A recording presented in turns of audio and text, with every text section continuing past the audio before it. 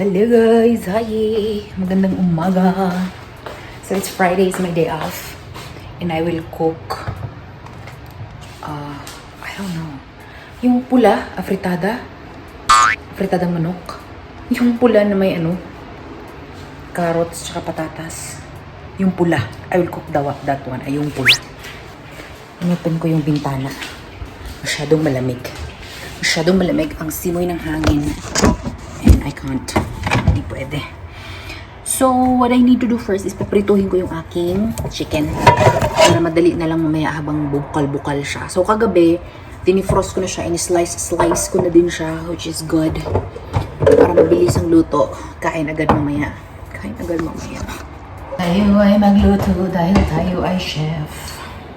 So, yung parts ng chicken na gagamitin ko is walang taba. Ay, walang taba. Yung walang laman. Hiniwalay ko yung laman kasi plano ko mag-pansit. Tapos yung laman, gusto ko siya gamitin for my pansit. Pero, na-realize ko wala pala akong carrots. At gamitin ko yung carrots ko sa ulam ko ngayon. So, next week na lang ang pansit. Okay? Yeah. Sibuyas, bawang, carrots, patatas na ginawa ko lang sa ref ni Ate Juliet. Perfect. Alright. Mamaya guys, pag ako ay sinipag-sipag konti, gusto ko mag-bake ng brownies. Kasi ang dami kong brown sugar. Nakita ko, nag-arrange kasi ako ng cabinet ko. Dami kong brown sugar, may cocoa powder pa ako. Tapos sakto, may dala kasi akong egg beater. Dinala ko yung aking egg beater na yellow, na nakatambay mode lang sa bahay. So, sabi ko gamitin ko sa Saudi. Dinala ko siya, yellow egg beater. So, i-prepare ko lang to saglit guys ha, kasi walang stand yung phone ko. So, every time na, ito naman, mahuhulog kayo. See? Mahuhulog kayo. Ayan siya guys, nag-boil na siya. Mamaya ko nito lagay para hindi lata. Takpan ko lang muna saglit, and later lagay ko pa.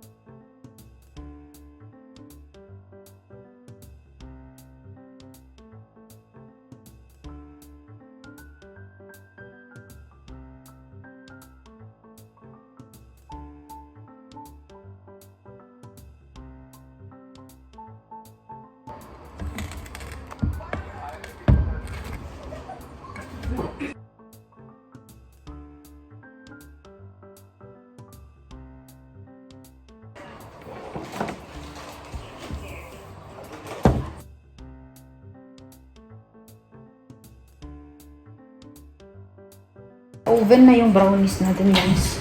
Hindi ako naka-vlog kasi daming tao dito kanina. Tapos, tumitingin pa yung yung iba, tinitingnan lang anong ginagawa ko na, na conscious ako. Actually, yung ginawa ko ngayong brownies, wala akong finalo na recipe. Ano lang siya.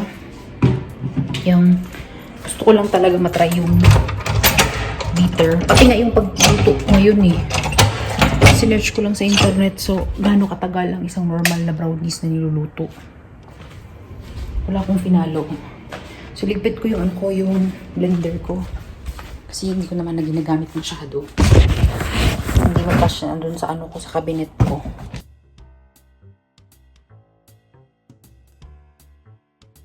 Amoy ko na yung brownies ko. Nag-alarm na siya guys. 15 minutes. Tusukin ko lang ng toothpick. Kasi ang alam ko 25 minutes ata po. Kalimutan ko kasi wala ko saan ko nilagay yung mga recipe ko. May recipe kasi ako. So, wala akong toothpick. Pero nandito lang ito ever. Ito lang talaga ginagamit ko.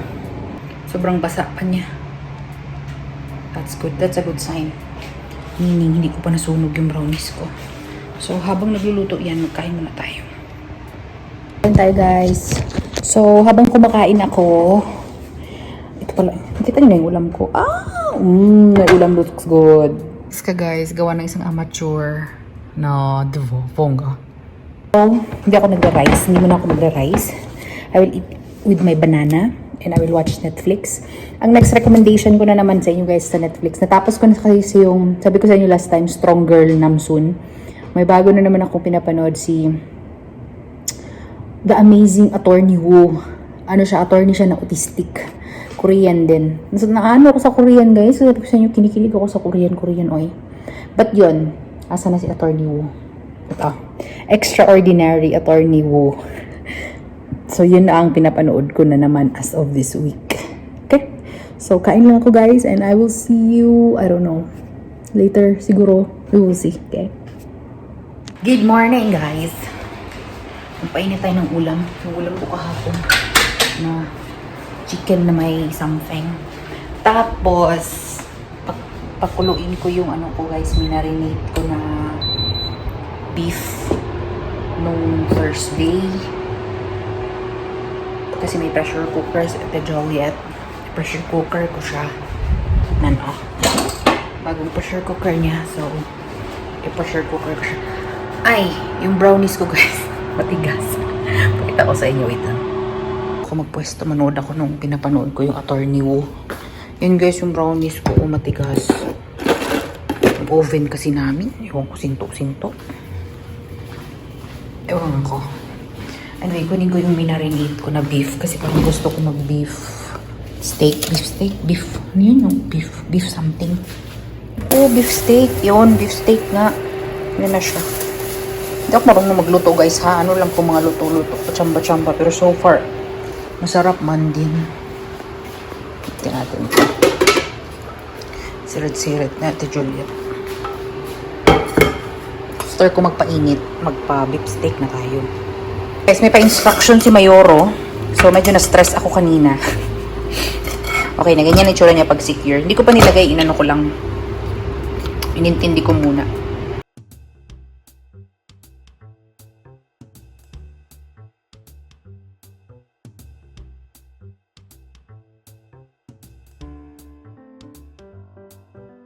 Labas ng kulog sa labas, guys. Kasi uulan daw ata ngayon. Anyway, ito siya. Umabot na siya ng 35 minutes. I-off ko na lang. Keep ko dyan. And then pag nag-cool down na, open natin. How is the weather outside though? Ay, oo nga. Parang, ay, nataligsik.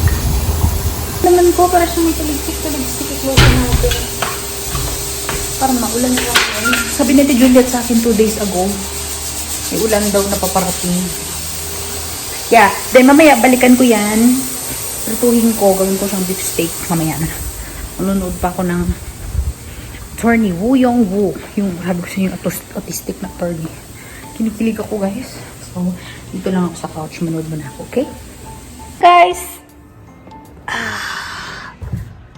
This is the 3rd day of my first vlog. Hindi ko na maalala kung ano yung last vlog ko guys. But, oh, hindi ko napakita sa inyo guys no, yung brownies na ginawa ko. Kasing tigas siya ng bato, ng ibong. Kasing tigas siya ng bato ni Darna. Tumigas siya guys. Siguro kasi guess ko lang yung ingredients or na-overcook ko na naman. Anyway, ano siya, para siyang cookies. Cookie brownies yung nangyari sa kanya. Masarap siya pag isaw-saw mo siya sa milk kasi lalambot siya. Pero the brownies itself, ang tigas niya. Right? Nakaano ko guys, outfit ako. Nag-exercise ako kunwari. Naglakad-lakad ako, nag-walking ako for 30 minutes. So, at least something happened to my body.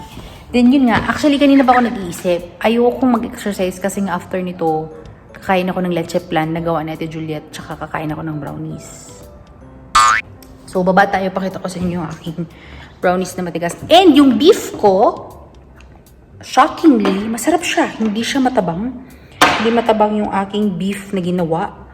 And gagawin ko ulit sa sunod. Papakita ko sa inyo. Masarap siya guys. Maanghang. Hindi ko maintindihan. Pero masarap yung beef ko. I'm so proud of my beef. And may bago akong favorite na gulay guys. Cucumber. Kinakagat ko lang agad yung cucumber. Kinakain ko lang agad yung cucumber. So, hindi ko ina-expect na magugustuhan kong cucumber. Really. Guys, ito na siya oh. Yung nangyari. Ayun. Sobrang tigas niya. Yun yung nangyari sa brownies ko. Pero masarap naman siya. Nakuha naman niya yung lasa. So, itong kakainin natin ngayon. Kakain tayo ng green apple. Tsaka orange. Lalagyan natin ng asin. Parang mangga. Pag meron akong green apple, guys, inaano ko talaga siya. Sinasosaw ko siya sa asin. Kasi para siyang manggang hilaw. Natry nyo na yun. Green apple sa asin. Para siyang manggang hilaw, promise. Nangangasim na ako. Asim yung ano ko. Try nyo. Green apple sa mangga, sa ano, asin. Ayun tayo, guys.